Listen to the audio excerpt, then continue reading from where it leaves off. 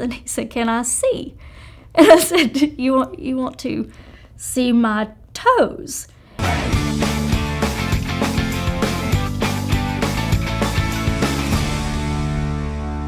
I went through King Air, the formal ground school, and because we operate so many different kinds of King Airs, I go through training for them all when I go to recurrent training. So we do the 300 and 350 series, but we also fly the 200s and the B100s, and because we just never know what we'll be tossed into, we go ahead and get 90 training as well. So the first time I ever got to see a C90 aircraft, King Air C90, outside of a book and training, was when I was sent to India to pick one up. I'm like, wow, gosh, let's see how good that ground school was, because I don't know anything about this plane in practicality. And so I get there, pick it up in southern India, and the first leg is just to a point in northern India where I'm going to then spend the night, and the next day continue on across the Middle East. And I don't know much about the plane, least of all the fuel system on the plane. Other than I know how it's plumbed, I know which switches are supposed to be in the right place, but whereas I have an opportunity to fuel lots of airplanes that we operate myself, I've never fueled a King Air 90. And the Indians apparently hadn't fueled a whole lot, or the crew that day either. So they had hit a plate that you got to go through in the nacelle tank, and fuel started splashing back at them, and they assumed the tank was full. Well, it was not full. It was, and since this was only the second leg I had ever seen this plane, I didn't know how accurate the fuel gauges were. So they looked almost full, not quite. This could be an instrument error. I sat and I watched the guy fuel it, and I watched fuel come back out the fuel inlet where he was putting it. Anyway, so I was solo on this flight. So I take off from Ahmedabad, India, and the route to my next stop in United Arab Emirates is you go north, you cross the southern border of Pakistan, you cut down across the Gulf of Oman, or the Oman Sea there, and then you arrive at the UAE. And so I started north, and I immediately start seeing these fuel gauges ticking down, and I thought, need to watch this, and I don't know whether full is full or empty is empty on these. And, so I head north for a ways and turn west into Pakistan. And as soon as I turn west, the headwinds hit. This was I believe it was a January flight. So nice winter headwinds. I turn west, the headwinds hit, and my ground speed just drops off to nothing. So I keep watching and monitoring, and I've got my calculator out, and I am doing calculations every 5 minutes on the remaining time en route to my destination and the amount of fuel that I can see I have according to the gauges, and the math just isn't working. And so I thought, my goodness, what do I do now? I'm over Pakistan, And most of these countries, you have overflight permits, but you've got to have additional things in place to land and whatnot. And I had a satellite, a Garmin inReach, a little satellite device where I could send out text messages. And so I messaged my dispatcher, and I said, hey, I don't think I'm going to make it all the way to Oman.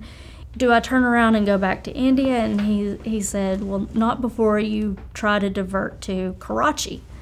And I said, okay, well, I don't know if this works the same way as it does in the States, but I was talking to the Pakistani controller at the time, and I said, I'm low on fuel, and I'd like to land in Karachi. And he says, why do you want to land here? And because I'm low on fuel. I don't think I'm going to make it all the way to my destination. And so they start asking me questions about how many souls on board? And of course it's just me, and I keep telling them one, and they're like, one passenger in addition to crew. Is like, no, just one on board.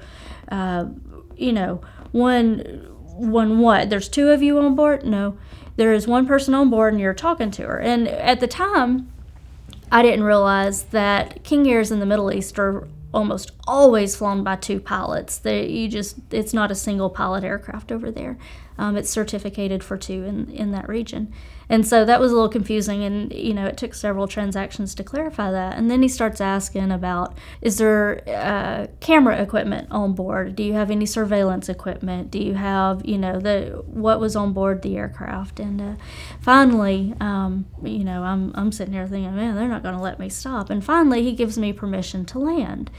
And so I go into Karachi, Pakistan, and lone female, and I dress appropriately on these crossings for Middle Eastern customs. So as to keep everyone comfortable. And I land and taxi in, and you're immediately met by armed guards and 5 other people who, here's your stack of paperwork for landing here when you weren't supposed to, and give us your fuel order, and getting back. Anyway, it was a process for sure.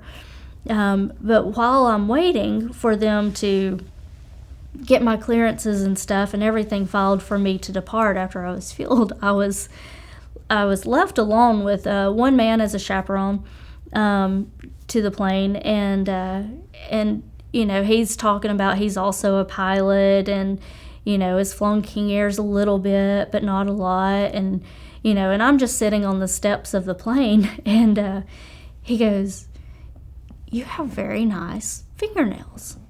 And I said, "Well, thank you." And they look just like they do today, nothing fancy. He said, "I bet your toes are very nice too."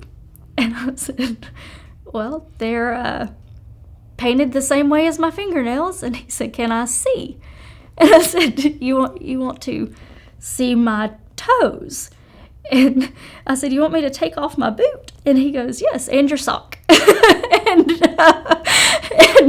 I was, and here I am, I'm in a country I'm not supposed to be in, unplanned stop. Suddenly I'd gone from having 10 people around me to this one person who's asking me to take off my sock and shoe and showing my toes. And I didn't know what to do. I'm like, is there a trick to this? Am I pledging my firstborn, to whatever if I show this man my toes? And anyway, I made some excuses about, being in a plane and a boot all day and not really wanting to subject him to me taking off my boot and my sock. But that was by far the most unusual ramp request I've ever received at an airport. So the moral of the story is, there's really two here.